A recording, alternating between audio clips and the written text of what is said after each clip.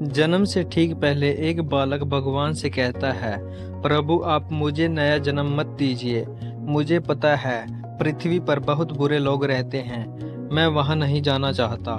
और ऐसा कहकर वह उदास होकर बैठ जाता है।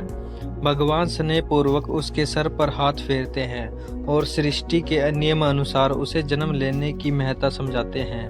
बालक कुछ देर जिद करता, पर भगवान के बहुत मनाने पर वह नया जन्म लेने के लिए तैयार हो जाता।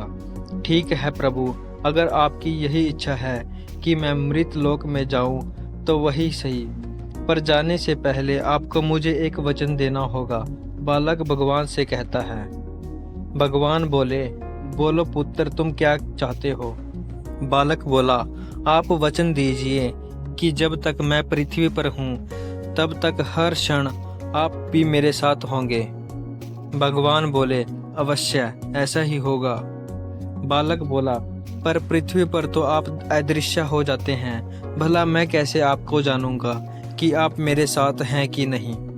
भगवान बोले, जब भी तुम आंखें बंद करोगे तो तुम्हें दो जोड़ी पैरों के चिन्ह दिखाई देंगे। उन्हें देखकर समझ जाना कि मैं तुम्हारे साथ हूँ। फिर कुछ क्षणों में बालक का जन्म हो जाता है। जन्म के बाद वह संसारिक बातों में पढ़कर भगवान से हुए वार्तालाप को भूल जाता है, पर मरते समय उसे इस बात की याद आ जाती है। वह आंखें बंद कर अपना जीवन याद करने लगता है।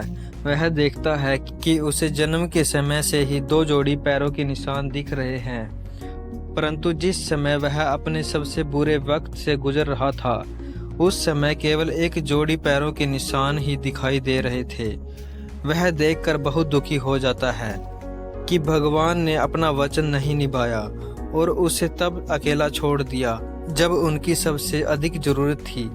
मरने के बाद वह भगवान के पास पहुंचा और रूठते हुए बोला, प्रभु आपने तो कहा था कि आप हर समय मेरे पास रहेंगे, पर मुसीबत के समय मुझे दो की जगह एक जोड़ी पैर दिखाई दिए। बताइए आपने उस समय मेरा साथ क्यों नहीं दिया? भगवान मुस्कुराते हुए बोले, पुत्र जब तुम घोर विपत्ति से गुजर रहे थे मेरा हृदय द्रवित हो उठा था।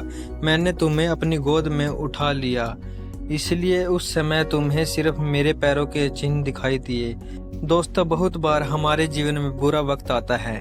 कई बार लगता है कि हमारे साथ बहुत बुरा होने वाला है, पर जब बाद में हम पीछे मुड़ कर देखते हैं तो पाते हैं कि हमने जितना सोचा था उतना बुरा नहीं हुआ, क्योंकि शायद यही वो समय होता है जब ईश्वर हम पर सबसे ज्यादा कृपा करते हैं। अनजाने में हम सोचते हैं कि वो हमारा साथ नहीं दे रहे, लेकिन हकीकत में वो हमें अपनी गोद में उठाए होते हैं। इसलिए हमेशा भगवान पर विश्वास रखें और अपना निश्चय रूप से कार्य करते रहें।